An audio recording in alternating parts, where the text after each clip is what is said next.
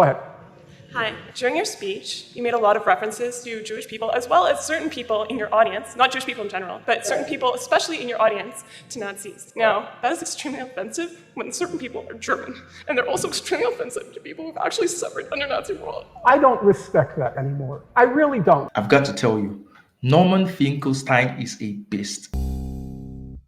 I like the fact that Norman Finkelstein doesn't give a shit about people trying to manipulate him, people trying to blackmail him with their fake tears, with their crocodile tears. I don't like and I don't respect the crocodile tears. The crocodile tears.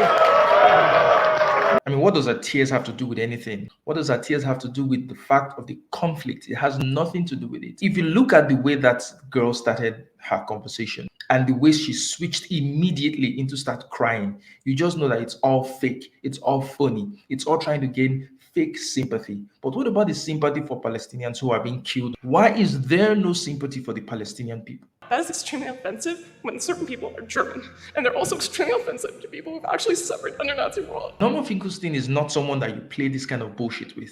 For one, he's Jewish. Not that that gives him any more credibility to speak on this issue, but at least it gives him some credibility.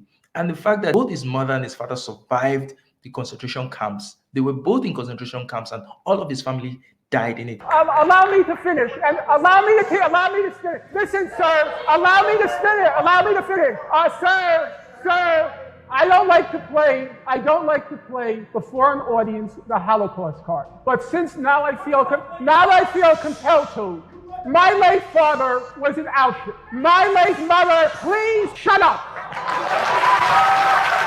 My late father was in Auschwitz. My late mother was in Majdanek concentration camp. Every single member of my family on my father's side. The Jews did not take arms against the My late Germans. father was in Auschwitz concentration camp. My late mother was in Majdanek concentration camp. Every single member of my family on both sides was exterminated. Both of my parents were in the Warsaw Ghetto uprising. And like he said, even though he doesn't like using that as an excuse or using that as a shield, in this situation, he's got to bring it out. He's got to say something that, how dare you tell me that I don't care about Jewish people? How dare you tell me that I don't care about the plight of Jewish people? When I myself am a victim of what happened to my parents, I'm a victim of what happened to my people.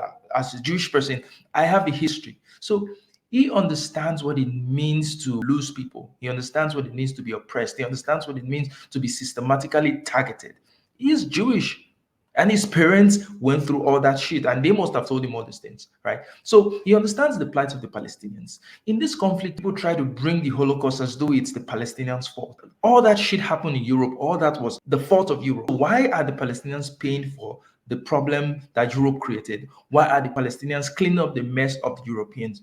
If there was no Holocaust, if there was no targeting of Jews, there was no anti-Semitism in Christian Europe, then the Jews would never have had any reason to leave their homes in Europe to go create a state in other people's land. We can sympathize with the plight of Jews. We can sympathize with the plight of Israelis. I mean, it's a tough situation, having been kicked out of so many countries all over the world. But Jews themselves or Israelis use that same argument against Palestinians to say, oh, Palestinians are not a good people because they've been kicked out of so many countries in the world. And then you ask yourself, that happened to you, right? Was it because you were that bad that was why you were kicked out of so many countries in the world? So why can't you extend that sympathy? If there are any group of people who should understand the plight of the Palestinians more, it has to be Jewish people, because they have gone through the same thing that Palestinians are going through right now.